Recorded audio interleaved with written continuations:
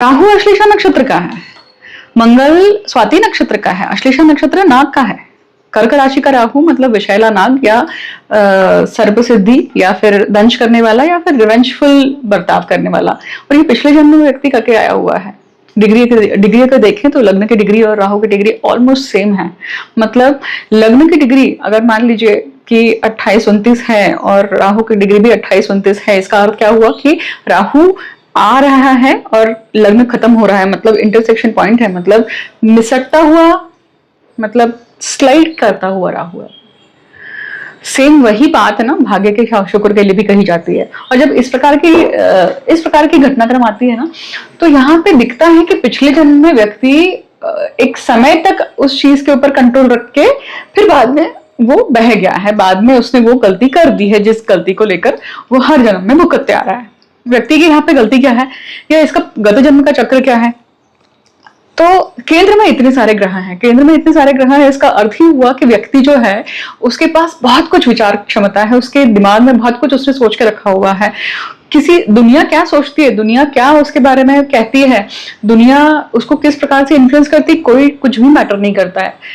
केंद्र जब पूरा भरा हुआ है, मतलब राहु केतु मंगल चंद्रमा और सामने नीच शनि, कर्म में ही नीच शनि है, मतलब कर्म ये दिखाता है, नीच शनि दिखाता है कि भाई लक्ष्मी प्राप्ति, क्योंकि मंगल और चंद्रमा क्या है, लक्ष्मी प्राप्ति, लक्ष्मीपति योग है ये। और कहाँ है? चतुर्थ भाव में। चतुर्थ भाव में कैसे है?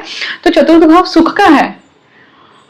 तो अपनी सुख की प्राप्ति के लिए किसी भी स्तर पर जाना, और वो किसी भी स्तर पे व्यक्ति गया हुआ है पिछले जन्मों में, इसलिए वो मंगल और शनि क्या हुआ है, खड़ाष्ट योग, मतलब जो डिफरेंस ऑफ ओपिनियन का बन जाता है, जो एक स्टबर्नस है, जिद्दी है, मुझे चाहिए मतलब चाहिए, स्टबर्नस है, प्राप्त करने की पूरी इच्छा है और उस प्राप्त करने को किसी भी स्तर तक जाने की इच्छा है। और वो कैसे दिखाई देती है? उसी के साथ में जो चंद्रमा है, चंद्रमा और शनि जो विषयोग बनाता है, और वो विषयोग कैसा है? नीच शनि का विषयोग है।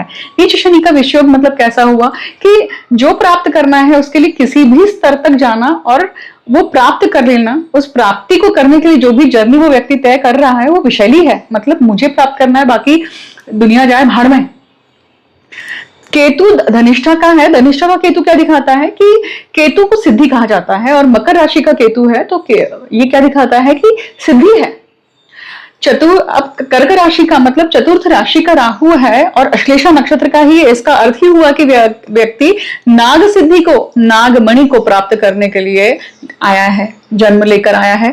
और नागमणि या नाग सिद्धि प्राप्त करना, कुबेर लोक में नाग सिद्धि नहीं है, कुबेर लोक में रत्न नहीं है, कुबेर लोक में क्या है, सब कुछ